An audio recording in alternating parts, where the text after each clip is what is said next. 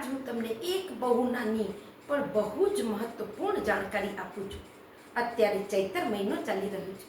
ચૈતર મહિનો એક એવો મહિનો છે જ્યારે ઋતુ પરિવર્તિત થાય છે અને નાના મોટા રોગ આપણા શરીરમાં જોવામાં આવે છે. એમાં એક કામ જે આપણા વડીલ બુજુર્ગ કરતા હતા, જેને આપણે કહીએ છીએ કડવા લીમડાનું સેવન કરવું. આજ હું તમને બતાડીશ કડવા લીમડાનું સેવન તમને ક્યારે કરવું છે, કેમ કરવું છે. દરેક વ્યક્તિ જાણે છે કે કડવો લીમડો અમૃત તુલ્ય એક ઔષધિનું કામ કરે છે, પણ 90% લોકો કડવા લીમડાનું સેવન કરવામાં ચૂકી જાય છે. તમે ચૈતર મહિનામાં માત્ર 7 દિવસ કડવા લીમડાનું સેવન કરીને જોજો.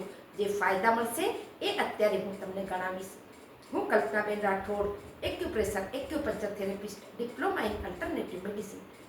સૌથી પહેલાં કડવો લીમડો એના ફાયદા જાણી લે. નંબર 1, આપણા શરીરની લોહીને શુદ્ધ કરી વિષાક્ત પદાર્થને શરીરથી બહાર કરશે. બીજું, જે પેટમાં કૃમિ છે, જે જીવડા નાના કીડા થઈ જાય છે, ચાહે યુવા હોય, વૃદ્ધ હોય કે નાના બાળક, એ પ્રોબ્લેમ દરેકને થાય છે. પેટના કૃમિ મરીને નીકળી જશે.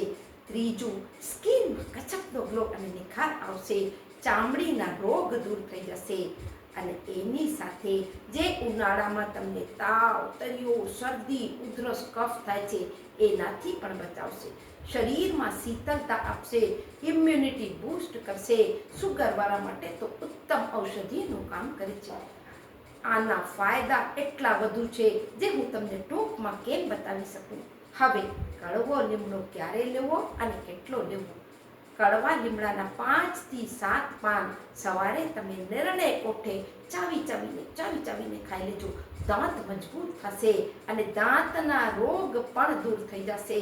અને તમે કડવો લીમડો ચાવીને નથી ખાઈ શકતા, નો પ્રોબ્લેમ. 5 થી 7 પાન લઈ થોડા પાણીમાં નાખી ખૂબ સરસથી એને બોઇલ કરી ઉકાળી ગાળી ઠંડો કરીને નિર્ણય કોઠે પી લેજો. સતત તમે માત્ર 7 દિવસમાં પીને જુઓ, ચમત્કારિક રિઝલ્ટ મળશે. ફરી મળીએ નવી જાણકારીના સાથે નવા વિડીયોમાં.